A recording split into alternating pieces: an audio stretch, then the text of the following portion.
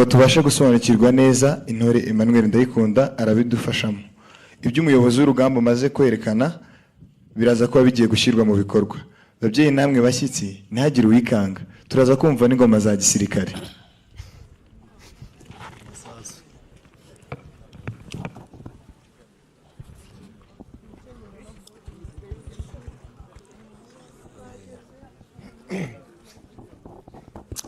Good morning, sir. Welcome to Nabam Platoon 8 Post. I'm Exercise Lieutenant King Dave Muligo, Nabam Platoon Commander, Alpha Combat Team. Sir!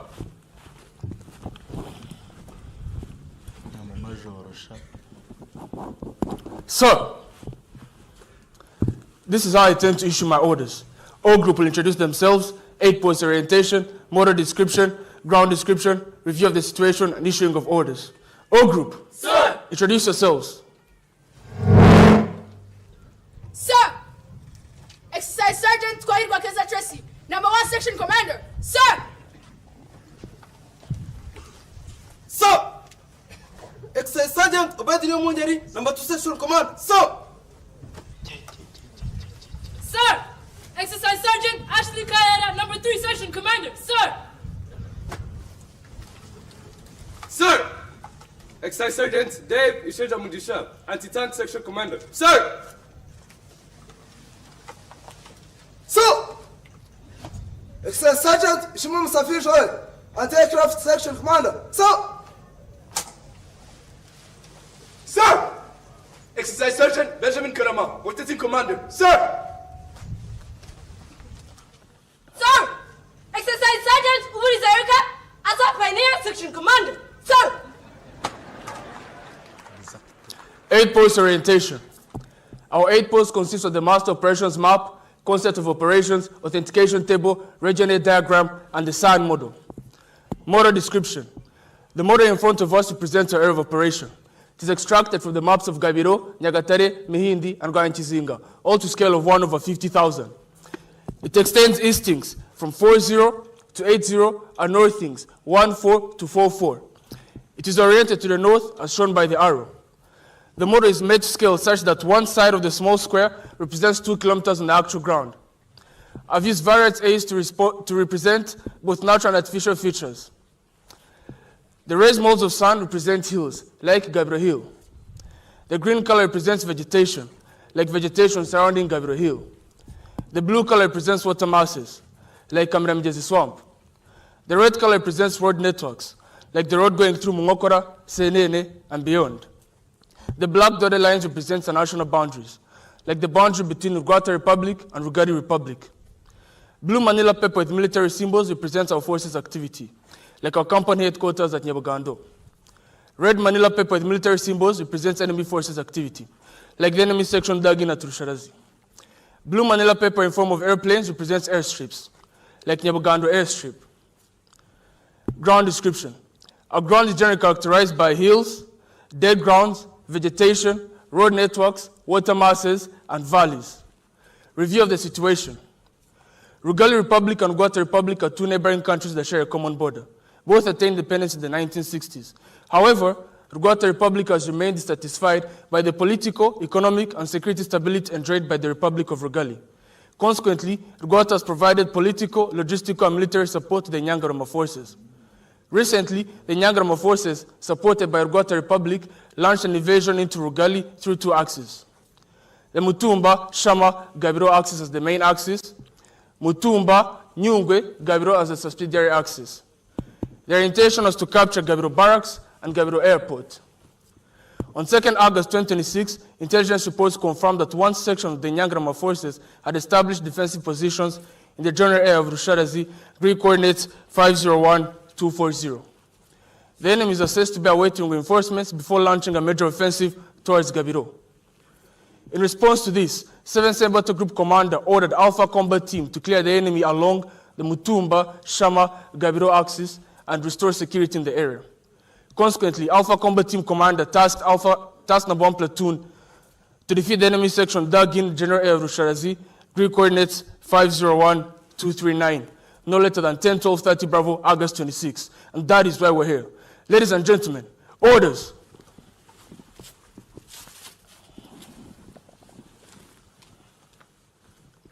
Situation, enemy forces. Strength, 1 section. Intention, to hold a temporary defensive position while waiting for reinforcements. Likely reaction, to withdraw when hit hard. Weapon, AK-47, MMG, 60mm mortar, and Launcher 7.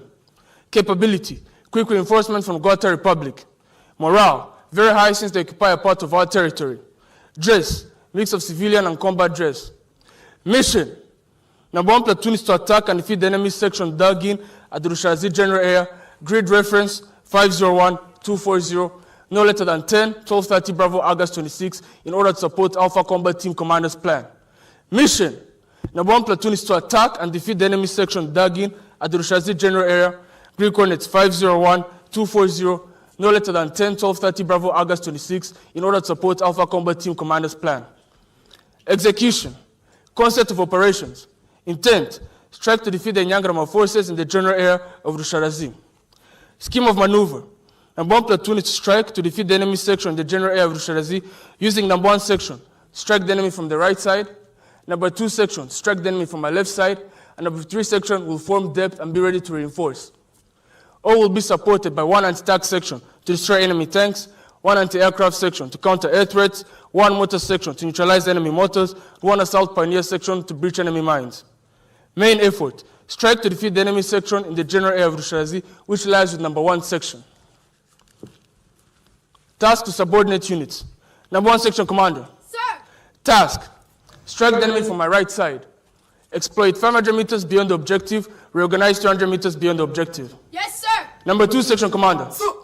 Task, strike the enemy from my left side. Exploit 500 meters beyond the objective and reorganize 200 meters beyond the objective. Yes, sir. Number 3 section commander. Sir! Task, secure FUP, form depth. Yes, sir! Anti-tank section commander. Sir. Task, destroy enemy tanks. Yes, sir. Anti-aircraft section commander. Sir. Task, counter air threats. Yes, sir. Mortar team commander. Sir. Task, neutralize enemy mortars. Yes, sir. Assault pioneer section commander. Sir! Task, breach enemy minefields. Yes, sir! Coordinating instruction. Timings. HR is 10-12:00 Bravo, August 26. Enemy to be defeated by 10-12:30 Bravo, August 26. Service support. Ammo. Each section to carry first line ammo. Medic. Each soldier to carry first aid kit. Command at signal. Location. Platoon headquarters will be between the right and left sections. Alternative command.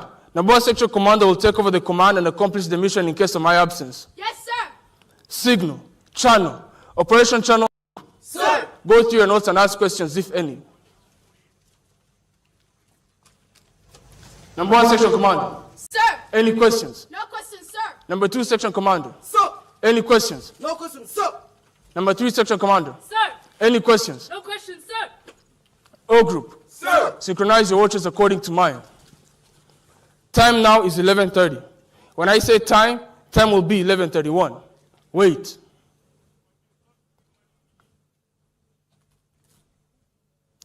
Five, 4, 3, 2. Time now is 11:31. Number 1 section commander. Sir! Check back. Time now is 11:31.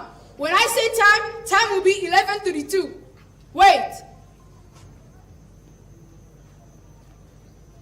5, 4, 3, 2. Time now is 11:32. Correct. O group. Sir. Go and brief your men. I wish you all success. This marks the end of my string of orders. Permission to carry on, sir.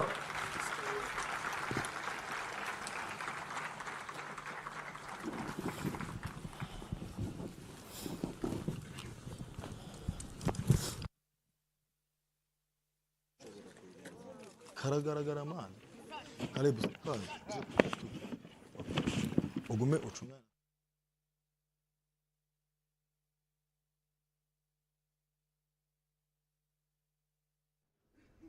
ibyo umuyobozi amaze kubereka bagiye kubishyira mu bikorwa.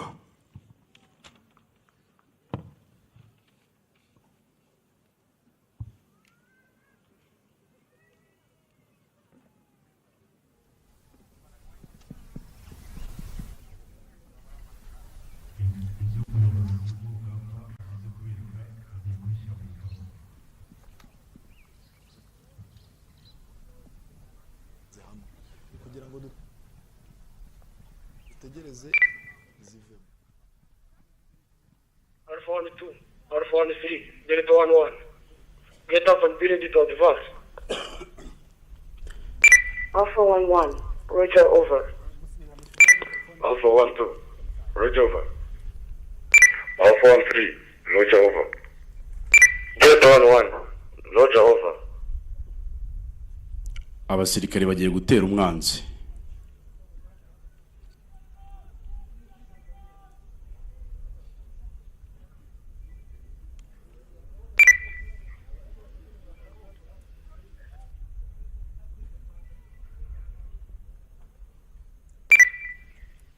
Alpha 1-1, Alpha 1-2, Alpha 1-3, Delta 1-1.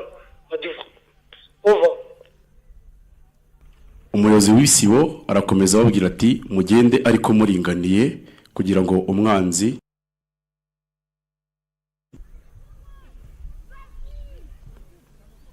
barabikora neza nkuko babitojwe, baragenda baringaniye ku buryo bakora umurongo utambitse, ibyo twita extended line mu gisirikare.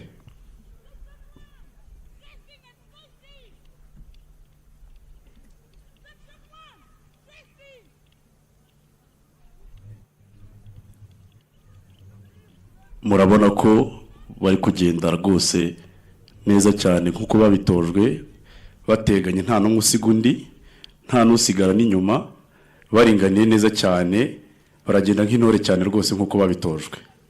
Ngira ngo namwe murababona. Ariko umwanzi abarasaho, umwanzi abarasheho, bahita batekinga cover.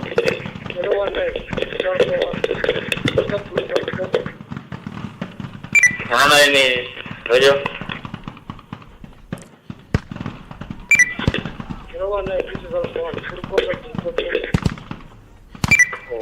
Go ahead.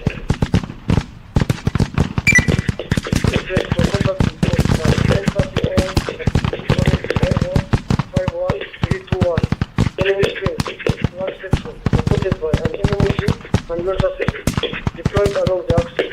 The enemy's intention is to play on one axis, one to the right, using clear sections. More details to follow. Over. This is 1-9, go ahead.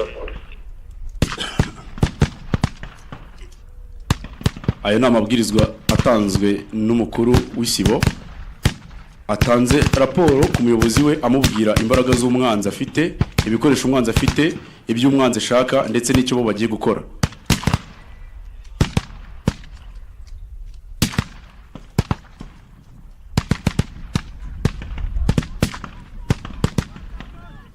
Umuyobozi w'isibo yatanze amabwiriza ku ngamba ya kabiri n'ingamba ya gatatu zigiye gutera umwanzi zimuturutse mu mbavu, ibyo mu gisirikare twita rogondene, ibizwi mu ndimi z'amahanga nka flanking.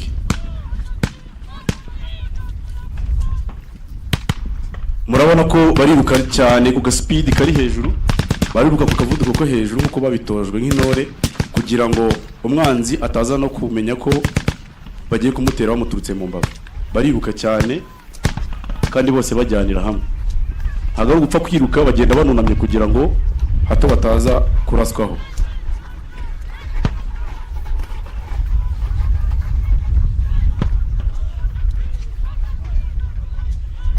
Umwanzi akomeje kurasa, yaryohewe no kurasa, atazi ibigiye kumubaho mu kanya nk'ako guhumbya.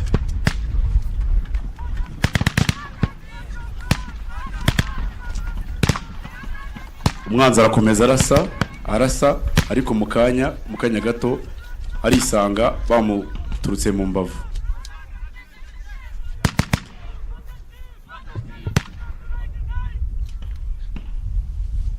Ariko nubwo mubona bagiye, hasigaye ya ngamba yarashweho, isigara ihanganye n'umwanzi mu buryo bwo kujisha umwanzi kugira ngo atamenya ko agiye kurasirwa mu mbavu ze. Ngira ngo namwe murabibona, ngamba yasigaye isigara ihangana n'umwanzi mu buryo bwo kujijisha kugira ngo umwanzi ataza kumenya ko agiye gutukwa cyangwa se bagiye kumutera bamuturutse mu mbavu ze.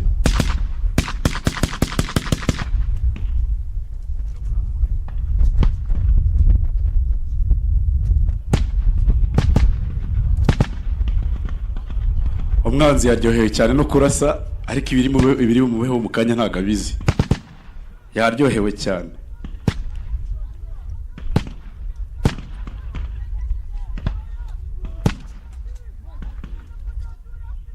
murabona ko ya ngamba y'imbere yarashweho yafashe ubwihisho ibyo twita camouflage mu gisirikare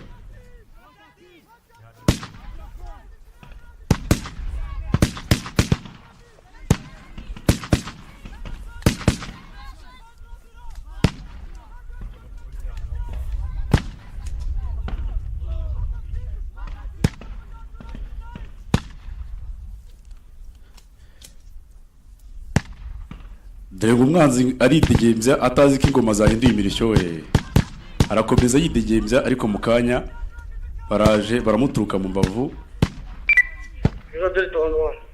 Alpha 1-1. Ceasefire. Over. This is Delta 1. Roger over. umuyobozi atanze ibwirizwa ryo kugira ngo ya gamba yasigaye inyuma ifunga imbunda kugira ngo itaraza kurasa bagenzi babo babaturutse mu mbavu murabibona yuko babaturutse mu mbavu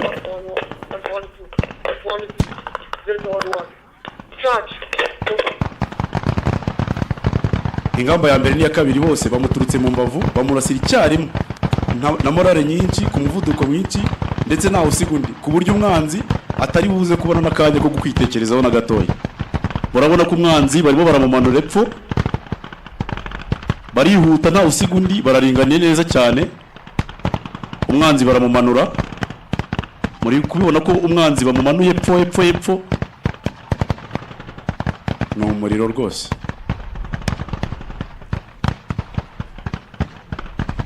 baramumanuye rwose mpaka bamuturutse mu mbavu murabona ko umwanzi akwiye imishwaro ndetse ari no kwicwa kandi ari no gutsindwa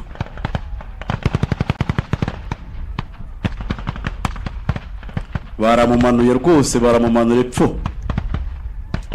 aho atabona n'umwanya wo kwitekerezaho na gatoya uku nguku niko RDF ikora nta mikino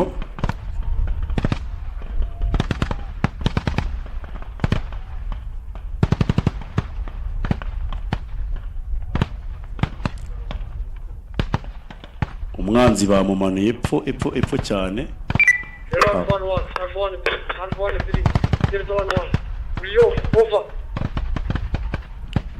umuyobozi w'isibo atanze amabwiriza yo kwisuganya ibizwi nka riyogi mu gisirikare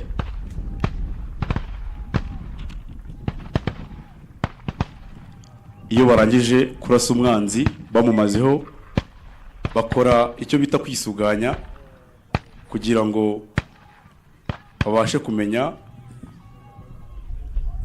niba umwanzi bamurashe wese banabashe kumenya niba hari ukomeretse mu babo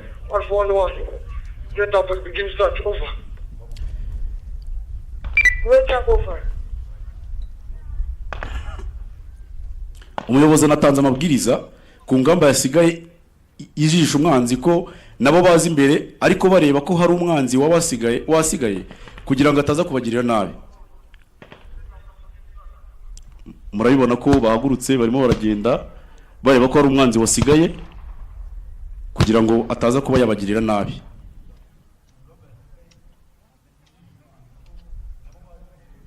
kugira ngo rero hatagira umwanzi ubaca muri humye akabagirira nabi baje bari guhorahoza n'uwipfushije ataza kuba yarota no kubagirira nabi